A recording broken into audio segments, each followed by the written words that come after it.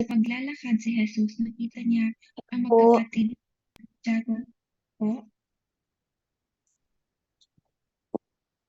Santiago at Juan na mga anak ni Zebedee. Nakaupo sila sa bangka kasama ng kanilang ama at nag-aayos ng lambat. Tinawag din ni Jesus ang magkapatid, 22, iniwan nila agad ang bangka at ang kanilang ama at sumunod kay Jesus. Purihin ang pagkabasa ng salita ng ating Panginoon. Saglitan po tayong manalangin. Ama namin na sa langit, salamat po sa pribilehiyong ito, Panginoon Lord. Hallelujah. Sa kabila ng aming mga trabaho, ng aking trabaho, patuloy mo, Panginoon Lord, inayos ang schedule. Maraming salamat, Ama, sa kalakasan. Salamat, O Panginoon. So yes, Father God, sa iyong mga salita na aming pagbubulay-bulayan, Ama, patuloy po ako humihingi ng kapatawaran sa aking mga nagang pagkasala at patuloy din po namin, yes, salamat, Ama, sa kapatawaran. Patuloy din po namin iniimbitahan ng iyong banal na Espiritu na siyang patuloy maglagay, Ama, ng mga salita mo sa bibig ng iyong lingkod, Panginoon Lord. Hallelujah. Yes, Father God. First revelation, Panginoon Lord, sa kabila ng lagi na po namin napapakinggan ang topic na ito. But thank you, Father God, dahil lahat ng salita mo, Panginoon Lord, ay hindi naluluma. Laging mayroong bago. Yes, Father God, na nagmumula sa iyo, Panginoon Lord. Ama, patuloy mo po, Ama, samahan ng bawat isa sa amin. Ikaw po ang kumatagpo sa bawat level ng aming pananampalataya at ano po yung aming pangangailangan spiritual. Ikaw po ang siyang patuloy, hallelujah, kumatagpo nito. Maraming maraming salamat sa katagumpayan. Yes, Lord, sa iyong salita. Hallelujah, at sa gawain mong ito, Panginoon Lord. Maraming maraming salamat. Ito po ang aking samatalangin sa mataas na pangalan ng ating Panginoong Hesus Kristo. Amen and amen. So, muli po, mapagpalang buhay sa bawat isa and glory to God. Talaga sa napakalaking pribilehiyo na mabigyan ma-assign sa topic na ito na kung saan sa Matthew chapter 4 verse 18 to 20 po, 22. Amen. Na kung saan, pasensya na, yung kinakabahan po, na kung saan, di ba, ito yung Jesus call his first disciple or sa ibang translation, call of the first disciple. At nais ko pa itong pamagatan ng follow him, follow Jesus, di ba? Na kung saan, sabi ko nga, nung ah, nag, patawag na to, nag, ninilay-nilay ako, sabi ko, Lord, ano po bang, paano ko ba gagawin to? Kasi first time ko po mag-share ng ganito sa gawain dito sa platformang ito. And then, habang nagninilay-nilay ako, naalala ko yung problem solving, di ba? Yung 5W and 1H. Sabi ko, Lord, ito po ba yung gusto kong method na gawin ko? Kasi kung makikita natin sa mga Biblia po natin, di ba, mababasa natin din ito sa Marcos at saka kay Lucas na kung saan iba-ibang taon silang isinulat pero kahit iba rin yung the way na kung paano, 'di ba, tinawag ng ating Panginoon pero isa lang po yung nais iparating ng ating Panginoon, yung tinawag itong unang mga disciple na ito, itong apat na ito. So kaya sabi ko, Lord, samahan mo ako sa gagawin na method ko, ano po yung nais mo. At ito po, bali, una, nais po natin sagutin yung who, when, what, where, and why and how. So yun po inano sa akin ng Panginoon na para masagot na yes, basahin man natin ito sa Gospel of Mark, basahin man natin ito sa Gospel of Luke, iisa lang po. Talagang Jesus called his first disciple. Na kung saan, di ba sabi ko, Jesus, him. Kung yung tinatawag dito, di ba makita natin ang ating Panginoong Jesus na tumawag kina Simon Pedro, kay Andrew, even kay James at kay John. Di ba na kung saan, di ba sila po ay mangingisda na nakatira sila for sure sa malapit sa Galilea or dito po sa lawa ng Galilea. At then, kung atin pong isipin, sino ang ating Panginoon, di ba? Siya yung ating Savior, light, di ba? Life, di ba? Mababasa po natin yan sa John na He is the way, the truth, and the life. No one comes to the Father except through Him. Iba-iba yung kapag tinanong sa atin or tinanong tayo, sino si Jesus tayo? Iba-iba yung nagiging sagot natin, but only one lang po, di ba? Son of God. Tapos ito nga po, di ba? Na masasabi natin, He is my shepherd. Yung iba pwedeng sasabihin, siya yung satisfaction ko, di ba? Siyang aking comfort. Ang dami po. And then next po, makikita rin natin dito sa scripture, 'di ba? Kailan? When? Yung sa when naman po, when Jesus called him, 'di ba? Sabi nga dito, yung casting a net, naghahagis po ng lambat, 'di ba? Kasi dahil po ay sila ay mga fishermen, itong si Simon, Pedro at saka si Andres, na naghahagis ng lambat. And then dito po sina ano naman, sina Juan at Santiago, makikita naman po natin dito, they are preparing their nets. Kasama nga po ang kanilang tatay na si Zebedee. And then sagutin din po natin yung what. So ano, sabi ko, Lord, palakad-lakad ako. Sabi ko, Lord, ano po bang nais mo dito na sa question na ano? So sabi ko, okay, Lord, ito ba yung ano yung naging action nila nung tinawag mo sila? 'Di ba? Napakinggan po nila sa kabila ng kanilang ginagawa, pinapakinggan nila ng tinawag sila ng ating Panginoong Jesus, and then their response po, 'di ba? Na sabi nga dito, na iniwan, sabi dito sa verse 20, iniwan nila agad ang kanilang mga lambat at sumunod sa kanya. And then dito naman po sa verse 22, si Santiago at saka si Juan, iniwan nila agad ang bangka at ang kanilang ama at sumunod kay Jesus, 'di ba? Na talagang agad, 'di ba? Immediately iniwan nila yung ginagawa nila at sumunod kasi yun nga po ano, nag-response agad sila. Napakinggan nila yung pagkatawag sa kanila and then nag-response po. And then saan were? Ito po, 'di ba, nasa work sila. Dahil fisherman nga po sila, nasa Sea of Galilee sila, na nung una nga, yung ine-expect ko po talaga nung nakita ko yung Sea of Galilee, glory to God, sa pribilehiyong nakarating po ako sa lugar na ito. So, ang expected ko talaga, sea. So, nung pagkakita ko, bakit napapalibutan ng bundok? Bakit lawa? So, yun nga po, dito, glory to God, nakalagay dito, di ba, lawa ng Galilea. So, doon ako nakapag-nilay-nilay, oo nga, no, yung Sea of Galilee, lawa lang pala siya. So, anyway, yun po yung pagkatawag. And then, yun nga po, or dito po, nasa work sila. Sa kabila ng pagtatrabaho nila, kabisihan nila, sa hanap buhay nila, bilang mga fisherman, 'di ba, doon sila tinawag ng ating Panginoon. And why? Sabi ng ating Panginoon, 'di ba, Jesus sent them to fish for people. Yun nga po, ang sabi dito sa Tagalog, 'di ba, na um, sumunod kayo sa akin at gagawin ko kayong mangingisda ng mga tao. Amen. So, and how? Sagutin din po natin. Yun nga po, papaano? Follow Him. Sumunod lang sa Kanya. Na kung saan, di ba, nakita natin, no, immediately follow Him itong Simon, Pedro, si Andres, at saka si Santiago, at saka si Juan. Di ba, na kung saan iniwan nila. They left the boat and also yung kanilang tatay na si Zebedee, 'di ba? So, dito po, ah, how, sa panahon natin ngayon, kasi itong scripture na ito, 'di ba? Yung tinawag ng ating Panginoong Hesus, yung apat na mangingisda. So tayo din po, ang bawat isa sa atin, 'di ba? May kapanawagan ng ating Panginoon na talagang nandun po na ang nais ng Panginoon, follow Him, 'di ba? Sumunod tayo sa ating Panginoon na siya po yung tumatawag sa atin, 'di ba? Na kung saan yun nga muli, katulad din po sa nabanggit ko kanina, who is Jesus sa ating mga buhay? Una, 'di ba? Siya po ang namatay sa krus ng Kalbaryo. Na instead, tayo po ang aako sa ating mga kasalanan. Siya po ang umako nito, 'di ba? Siya yung nagdusa, siya yung namatay, 'di ba? Siya yung nagkaroon ng koronang tinik.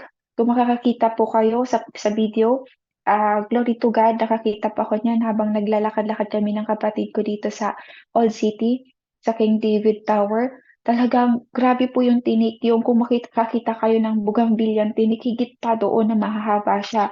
So talagang sabi ko nga, eto ano na lang 'to, picture na lang ito ngayon, 'di ba, kasi, wala tayo nung time talaga noon kung makikita natin kahit basahin natin sa salita ng ating Panginoon kung gaano even nung mga liliit pa ako, 'di ba, ang mga sanga, ang mga dahon, kakaiba noon na talagang matataba. So, higit pa for sure doon yung kalalaki ng tinik na inilagay sa ulo ng ating Panginoon, 'di ba? Siya nga po yung, ah siya rin po ang tinapay ng buhay, sabi nga po sa John 6, 'di ba? Siya rin yung tubig na nagbibigay buhay. Iba-iba po kapag tinanong tayo, "Who is Jesus for you?" 'Di ba? Lahat tayo may kasagutan at kung paano natin ine-express kaya kung paano natin siya wino-worship, 'di ba? Siya ang ating, tagapagligtas, siya ang ating healer. Lahat po ang dami natin, Savior of the world, my Savior, Son of God. 'Di ba, siya yung shepherd natin na sinasabi nga ni David sa Psalms 23 na atin din po pinanghahawakan, 'di ba? Siya ang ating kalakasan, 'di ba, kanlungan, pananggalang, tagapagligtas at nag-iingat sa atin na sinasabi din po sa Psalms 18. So napakarami po na puwede nating mabanggit kapag tinatanong tayo, "Who is Jesus?" sa atin, 'di ba? So, kaya nga siya din po kung ano yung nababanggit natin, kung ano yung nasasabi natin kapag tinanong tayo, "Who is Jesus to you?" Gano'n din po, siya ang ating Panginoon na nagsabi sa atin na, "Sumunod ka sa akin." 'Di ba? And then napakalinaw din po sa John 14:6, 'di ba, sinabi niya, "He is the way, the truth, and the life. No one comes to the Father except through Jesus." Na siya po ang tumatawag sa atin, 'di ba? Na kahit ano man po yung kabisihan natin, 'di ba? Ano man yung baka masabi natin na, oo, alam niya ang ating Panginoong Hesus lamang, alam niya yung na tayong limitasyon natin, yung ability natin, yung kahinaan natin, 'di ba? Pero 'wag tayong matakot, tawi po tayo tinatawag ng ating Panginoon, 'di ba? Kasi alam niya yung limitasyon natin, physically, financially, emotionally, ano man po yun. He knows everything po kasi nga even buhok natin, 'di ba? Alam niya po, bilang niya po. And then sunod natin sagutin po, when Jesus call you. So, yun, hindi ko po alam sa bawat isa sa inyo kung kailan kayo tinawag ng ating Panginoon, amen, na kung saan, maybe tinawag din po kayo katulad ko na maybe nag-aaral pa ako or nung pinaka-downest point ng buhay ko na masasabi ko, 'di ba?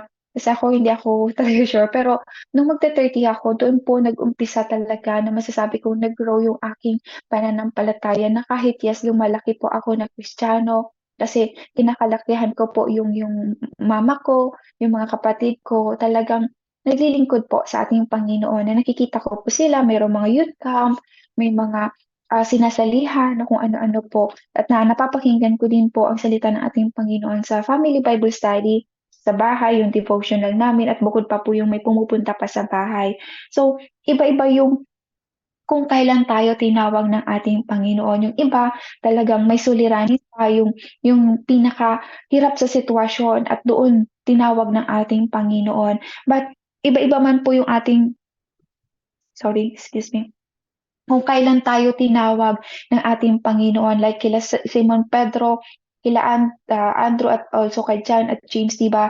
Nasa trabaho sila, busy sila. And then also dun kung makikita rin natin sa Old Testament, 'di ba? Kung si Moises, 'di ba, nung nag-aano siya ng tupa, 'di ba, ng kanyang biyenan.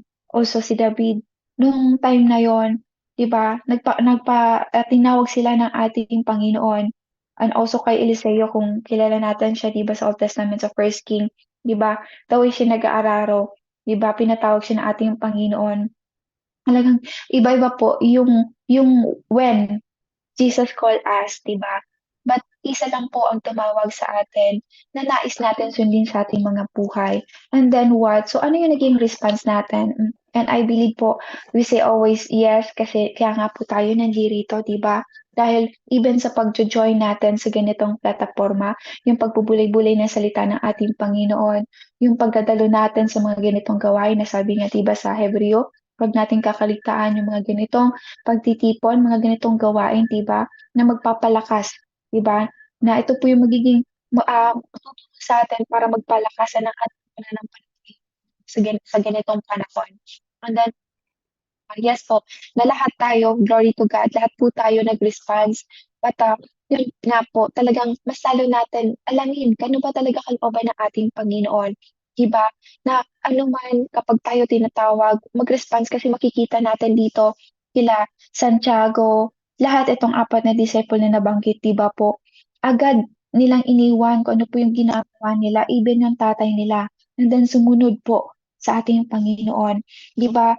yung naging action nila talagang nag-response po sila, pinakinggan at saka nag-response. So gano'n din po sa atin na kahit nag-response na po tayo, pinakinggan natin yung calling ng ating Panginoon, still patuloy po tayo. Patuloy po natin, sabi nga ng mga napakinggan ko po kanina testimony, kahit medyo nawawala po ako, talagang lakaran po natin yung salita ng ating Panginoon kasi yun po yung kalooban niya, 'di ba?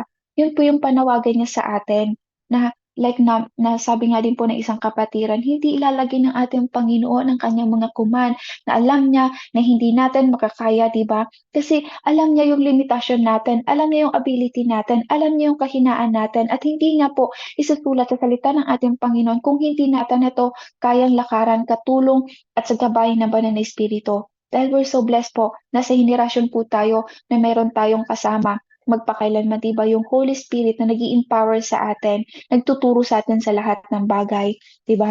And then, where po, 'di ba, hindi ko alam kung saan, maybe yung ilan sa atin, yung naging OFW, yung iba nasa Pilipinas, iba-iba man po, kung saan tayo tinawag ng ating Panginoon. Minsan sa yun nga po, sa trial, sa situation natin, 'di ba? 'Di ba, na minsan nga until now nananawagan ng ating Panginoon na, "Ito gawin mo anak, ito, kausapin mo siya, i-share mo yung salita ng ating Panginoon." Patuloy po siya nananawagan sa atin kahit saan man po tayo, 'di ba? Even yung family natin sa Pilipinas na kahit dito tayo tinatawag ng ating Panginoon sa bansang kung saan po tayo naroroon bilang mga OFW. But patuloy po, 'di ba? Lagi kasi lahat yun, work.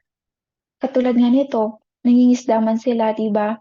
Nasa Sea of Galilee, nasa work man sila, pero yun nga po, tinawag sila dun sa time na yon, na busy sila, na nasa trabaho sila, 'di ba? Iba-iba man yung panawagan natin, but isa lang din po ang nais ng ating Panginoon, 'di ba? Mag-response po tayo, sumunod tayo sa ating Panginoon. And then why? Dahil yun nga po, yung masunuran, malakaran po natin, magawa natin yung purpose o yung kalooban ng ating Panginoon sa ating mga buhay para masabi nga kung napakinggan natin yung aralin before ng isang kapatiran na sinasabi niya, 'di ba, na, nung tinawag tayo ng ating Panginoon, yes, it's a great privilege po, 'di ba, na tinawag tayo. Gamitin tayo ng ating Panginoon na kahit sa mundong ito nagiging kasangkapanan niya tayo para, 'di ba, magawa natin yung kalooban niya. 'Di ba, binigyan tayo ng pagkakataong makagawa, magamit, 'di ba, yung ating mga ability, yung talent na kaloob sa atin ng ating Panginoon galing sa Kanya dito sa mundong ito, 'di ba? Para masunod po natin ang kalooban, kung ano po yung kapanawagan sa atin ng ating Panginoon. Kasi alam naman po natin, 'di ba, hindi naman niya tayo dadalhin sa alam niyang hindi natin makakaya. Kasi nga ang ating Panginoon, lagi ko po yung napapakinggan sa bawat isa, 'di ba, na ang dala, 'di ba, ang kaloob ng ating Panginoon, kaayusan, 'di ba, pagmamahalan, kapayapaan, kagalakan, 'di ba, yun nga yung bunga naman ng Espiritu, kaayusan talaga. Kaya talagang 'wag po tayong matakot na kahit minsan, yes, talagang tatawagin tayo na ang dami sa sobrang busy natin, nasa trabaho tayo, gumagamit pang kaaway, 'di ba? But glory to God, kasama natin siya. Hindi niya tayo iwanan, hindi niya tayo tatawagin na alam niyang hindi natin makakaya. Yun nga lang, talagang minsan pinangungunahan natin or linalagyan natin ng limitasyon yung panawagan sa atin ng ating Panginoon. And then, isa pa po dito, 'di ba?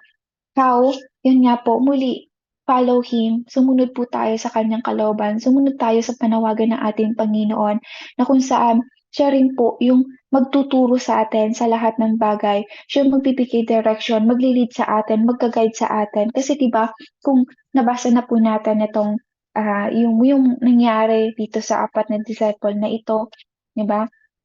Na, kung mababasa po natin, nag-a-advance reading tayo at nagde-devotion tayo at nabasa natin yung buhay nitong mga disciple na ito, nakikita natin, 'di ba, na nagagawa nila even kay Simon Pedro, 'di ba, sa Book of Acts kapag nung napuspos po sila, natanggap nila yung banal na espiritu, nakapagsalita sila, 'di ba, nakakapagpagaling sila sa pangalan ng ating Panginoong Hesukristo na alam naman po natin, 'di ba, pangako din yan ng ating Panginoon, 'di ba, sa John 14, wait lang po, sorry hindi ko po muna naisulat yung mga verses. Sa John 14:12, 'di ba, sinasabi po dito na sinabi ko sa inyo ang sinasabi ko sa inyo ang totoo, sabi po ng ating Panginoong Hesus, ang sumasampalataya sa akin ay makakagawa rin ng mga ginagawa ko at higit pa rito ang magagawa niya dahil pupunta na ako sa Ama. 'Di ba? Kaya kung ano po yung nagagawa netong 4 na disciple na ito na mababasa natin sa salita ng ating Panginoon, gano'n din po tayo kasi isa lang po ang tumawag sa atin. Iisa lang po ang nagsabi sa atin na follow me, 'di ba? Ang ating Panginoong Hesus na hindi nagbabago noon, ngayon at magpakailanman, tapat siya sa kanyang salita. Kaya nga, huwag tayong matakot dahil anuman po yung panawagan sa atin ng ating Panginoon, 'di ba? Napakataas, 'di ba po? It's a great privilege na, mataas na layunin, dakila ang kanyang layunin, 'di ba? Na magkaroon tayo ng malalim na relasyon, lumakad tayo kasama niya, and then siya rin po yung magtuturo, siya rin po magbibigay ng direction, siya rin po magga-guide sa atin, siya rin nagbibigay ng wisdom, knowledge, and understanding, 'di ba? Sa mga bagay na hindi natin nakikita pero ipapakita niya po. At and glory to God kasi yes, yung mga pagpapala or anuman po meron ng bawat isa sa atin, 'di ba? The way nung sumunod tayo sa ating Panginoon, patuloy niyang pinapakita sa atin yung kanyang kapangyarihan, yung kaya niyang magawa, 'di ba? Sa tulong at gabay ng Banal na Espiritu po. Hindi natin nagagawa ito. Kaya nga 'di ba lagi rin po natin napapakinggan at sinasabi, 'di ba, wala tayong magagawa apart from Him. Dahil siya po yung tumawag sa atin at siya din po 'di ba, ang kasama natin. Hindi naman basta lang binitawan 'di ba, sila, Pedro, itong 4 na disciple na ito ng ating Panginoon. Pagkus the way na sumunod sila sa ating Panginoong Hesus, tinuruan sila 'di ba, naging disciple po sila, 'di ba, na kung saan tinuturo ng ating Panginoon yung mga parable, 'di ba, ang kanyang salita, even manalangin, lahat po yun, 'di ba, hinanda sila ng ating Panginoon, tinuturuan siya. So gano'n din po ang bawat isa sa atin, bago man tayo 'di ba, mag-disciple, 'di ba, mag-share ng word of God, tinuturuan din po tayo mismo ng ating Panginoon. Binibigyan tayo ng guidance na ito, sumama ka sa ganitong plataporma, ituturo ko sa'yo, paparinig ko sa'yo kung paano ako kumilos, kung paano siya gumagawa. And then yung mga ina-anoint niya, 'di ba, ng mga sharer, ng mga pastor, anything else po na ginagamit ng ating Panginoon para magpahayag ng salita niya, 'di ba? Nandun po, dun din ako natuto at dun din tayo tinuturuan ng ating Panginoon kasi siya po yung naglalagay ng mga salita niya sa kanyang mga lingkod. Hindi rin po nila yun magagawa kung wala po sa tulong at gabay ng ating Panginoon. And then, yun nga po, patuloy itong nakita natin itong mga disciple na ito, 'di ba?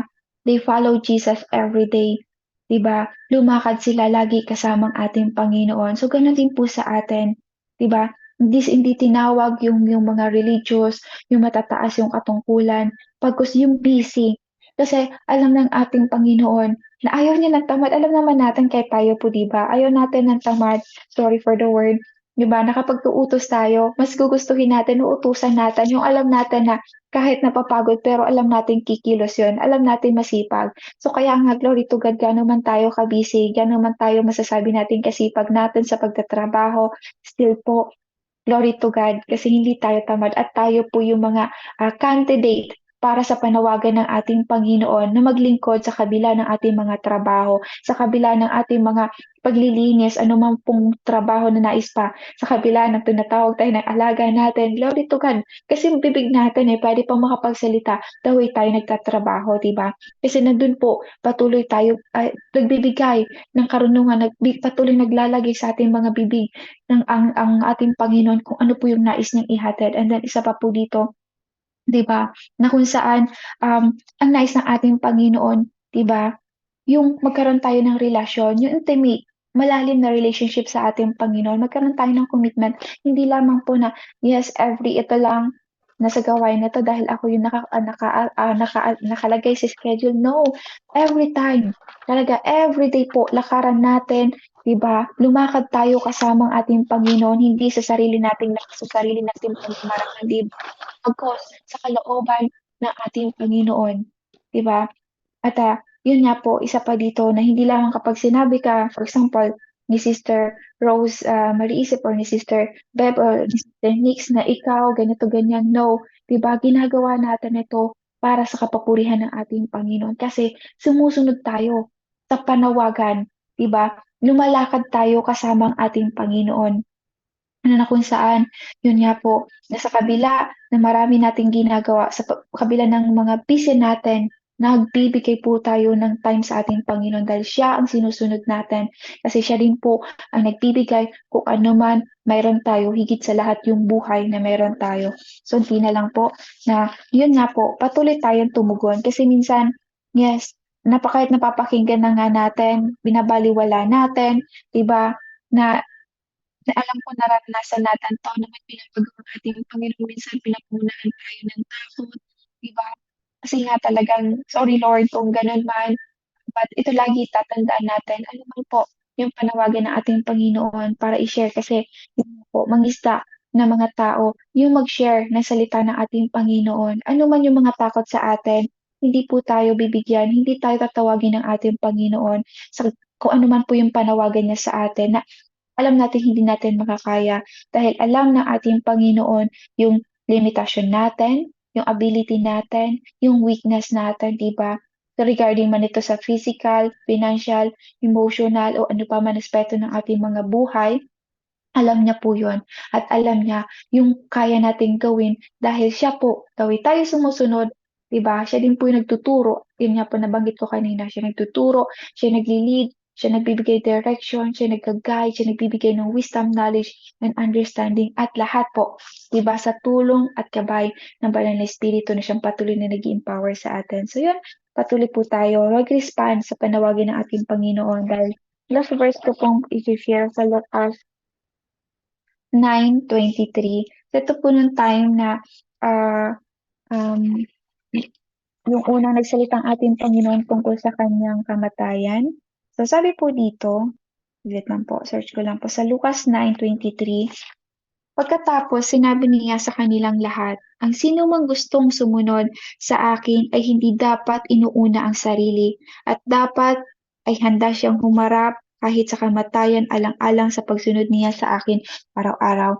Napakalinaw po na sinabi ng ating Panginoong Hesus ito sa mga disciple, even po sa atin, na sumunod, nag-respond sa panawagan ng ating Panginoon. Sabi dito, ayan, ang sino mang gustong sumunod sa ating Panginoong Hesus ay hindi dapat inuuna ang sarili.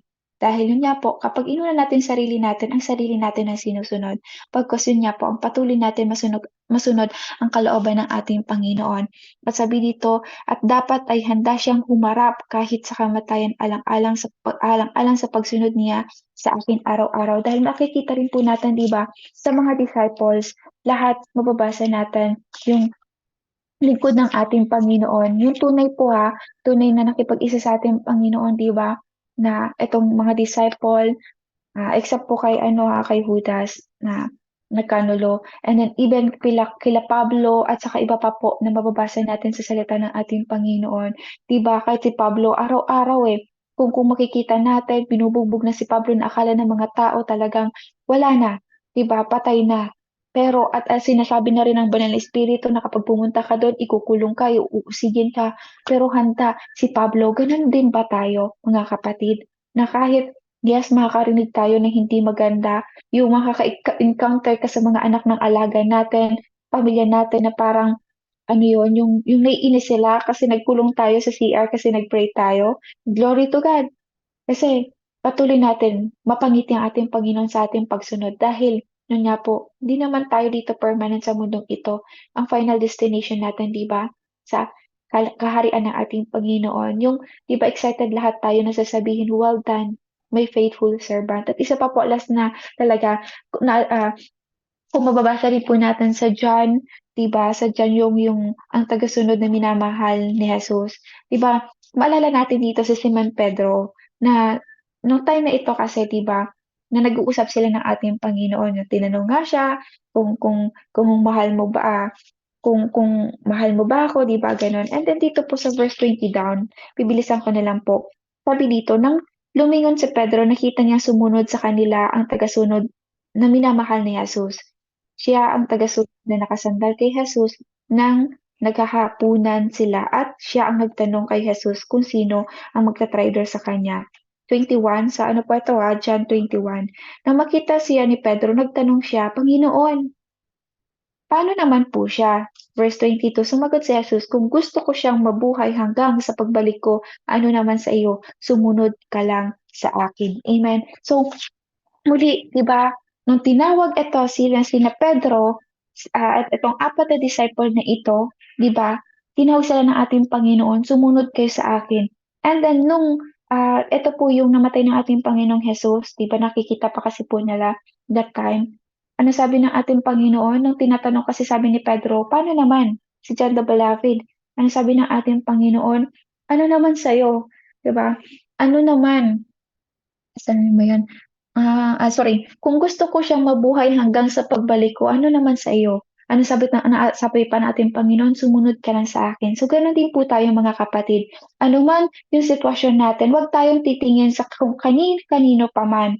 Pagkos, ang sundin po natin ang ating Panginoon. Kasi baka makita natin, bakit ito, pares naman kami ng ginagawang paglingkod sa ating Panginoon, 'di ba? Tumitingin tayo kung kanino pa man, but no, ang focus po natin, ang masunod natin ang kalooban ng ating Panginoon. Hindi kung sino-sino pa man para i-compare natin yung sarili natin sa panawagan ng iba kasi ang bawat isa po sa atin may kanya-kanya tayong panawagan. Iba-iba yung responsibility natin, di ba? Iba-iba yung kaloob. Iba-iba.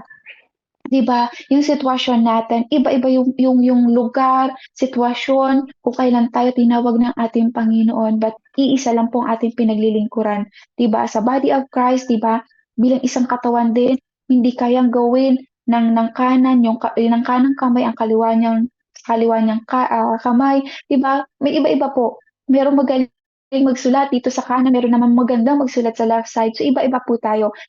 Yung pagkatawag sa atin ng ating Panginoon, siya ang ating susundin at siya po yung magtuturo kung ano po yung nais ng ating Panginoon sa ating mga sarili. Hindi po natin din tingnan kung sino pa man. At napakaganda nga po nung sinabi niya sa mga disciple at sinasabi din sa atin ng ating Panginoon, diba? Ang sino mang gustong sumunod sa akin ay hindi dapat inuuna ang sarili at dapat ay handa siyang humarap kahit nasa kamatayan alang-alang sa pagsunod niya sa akin araw-araw. Sabi po sa Lucas 9:23. So yun lamang po, patuloy natin siya sa atin ng ating mga sarili at patuloy po lakaran natin ang kalooban ng ating Panginoon ayon sa pagkatawag niya sa bawat isa sa atin. Sa Diyos po ang lahat ng kapapurihan at iligpit na po sila sa baba. Pupuntahan ko lang po. Thank you and God bless. Ate, pa-closing prayer. Sige po, I-close mo wala. na. Sige. Hallelujah, Jesus, Lord. Maraming salamat, Panginoon, Lord, sa oras na ito, Panginoon, Lord. Hallelujah. Yes, Father God, salamat, O Diyos, sa mga salita mo na patuloy mo, Panginoon, Lord, ibinaba sa bawat isa sa amin, Panginoon, Lord. Maraming salamat sa pagkatawag mo sa bawat isa sa amin, Panginoon, Lord. Iba't iba man yung aming sitwasyon, iba't iba man ang lugar. Yes, Lord. Hallelujah, kung paano mo kami tinawag, saan mo kami tinawag, Panginoon, Lord. Pati isa lang, Panginoon Lord, ang nais mo, ang siyang patuloy ka namin sundin, Panginoon Lord. Patuloy po namin lakaran ang kalooban mo, ang panawagan mo sa bawat isa sa amin, Panginoon Lord, dahil kami din po ang magbe-benefits nito, Panginoon. Salamat, Panginoon Lord, sa iyong buhay, Panginoon Lord. Yes, Father God, na namatay sa krus ng Kalbaryo. Salamat, Panginoon Lord, sa patuloy mong pagkakaloob mo sa amin, sa kabila ng aming mga kakulangan, sa aming mga pagkakasala.